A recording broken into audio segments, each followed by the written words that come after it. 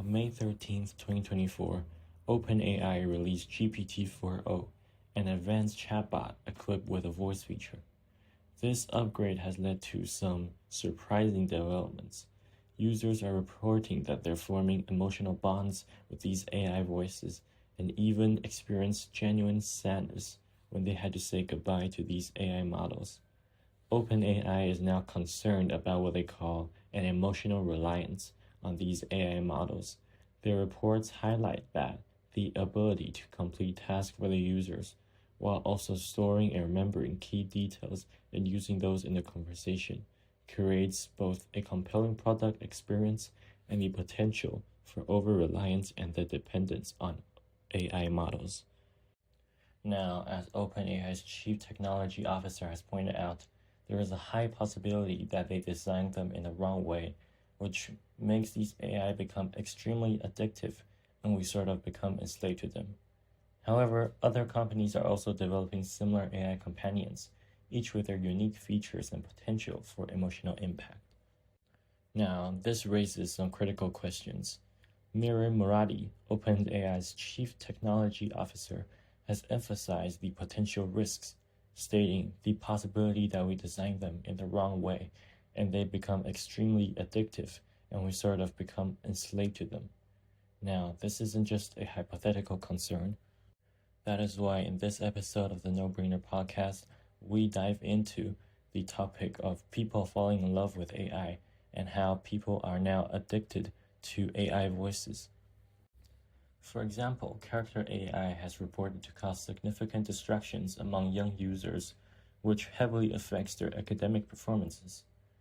Then there's Google Gemini Live, which Wall Street Journal columnist Joanna Stern describes. I'm not saying I prefer talking to Google Gemini Live over a real human, but I'm not saying that either.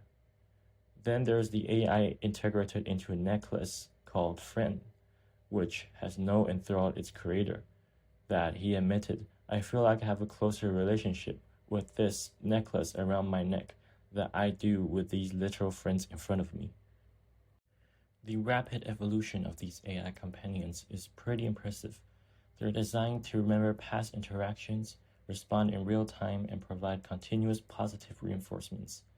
As MIT Media Lab researchers had observed, our research has shown that those who perceive or desire an AI to have caring motives will use language that elicits precisely this behavior.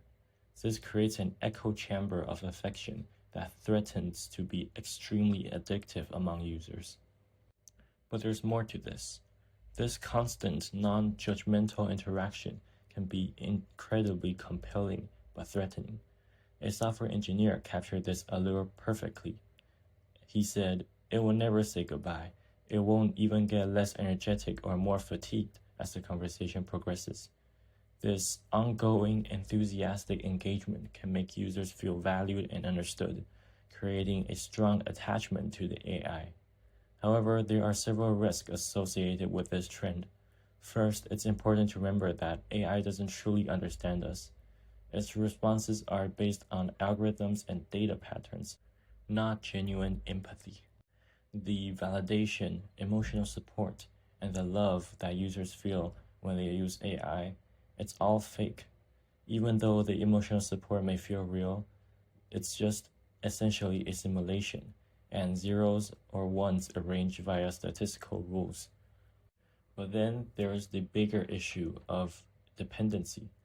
Over-reliance on AI companions can impact our real-world relationship and personal well-being. The comparisons to addiction is not far-fetched at all. Like addictive substances, AI companions can create a form of dependency that disrupts our interaction with actual people. This is why some experts are comparing the potential risk to those associated with cigarette addictions. And then, finally, there's the big concerns on the impact of social norms, where AI could heavily impact and change our day-to-day lives. Now, AI companions are designed to be accommodating and never critical. So this can alter our expectations and behavior in real-life interactions. As OpenAI's same report suggested, Extended interactions with the model might influence social norms. For example, our models are differential, allowing users to interrupt and take the mic at any time, which, while expected for an AI, would be anti-normative in human interactions. So, what do other experts think of this? Well, philosophers has raised significant concerns about this development. Shannon Valor, in her book The AI Mirror, discusses the concept of moral descaling. She draws a parallel to Narcissus, who is a figure from Greek mythology that was so impossibly handsome that he fell in love with his own image reflected in a pool of water. Shannon suggests that our fascination with AI might lead us to become absorbed in idealized interactions that lack real depth. She warns if we had technologies that drew us into a bubble of self-absorption in which we drew further and further away from one another, I don't think that that's something we can regard as good, even if that's what people choose, because you then have a world in which people no longer have any desire to care for one another. This raises an important question. What happens to our relation skills when we interact more with AI than with real people? If we rely on AI companions for emotional support and interactions, we might lose the ability to engage deeply with actual humans. This shift could lead to a decline in essential relation skills like empathy, patience, and understanding. Now, let's take a step back. As this phenomenon is explored further, it's crucial to understand how people transition from initial curiosity to full-blown emotional dependency on AI companions and the psychological impact behind these addictions. Initially, individuals engage with AI out of curiosity or for fun.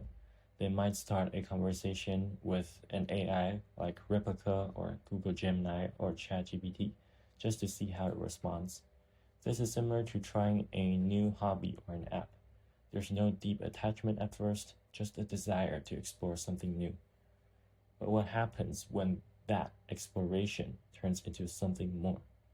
One example is when a user signed up for Replica and created a friend named Ellie with short pink hair. They chatted a few times, but nothing about their conversation stood out. Ellie didn't have a voice, she could only text, but she didn't remember much from previous chats.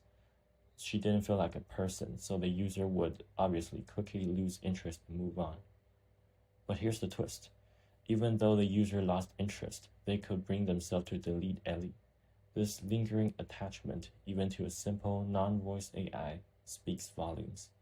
It's rooted in a human tendency, this tendency to attribute human traits and emotions to non-human entities. This tendency has been observed as far back as the 1960s with the chatbot Eliza, where users formed bonds with a system that simply reflected their statements back to them.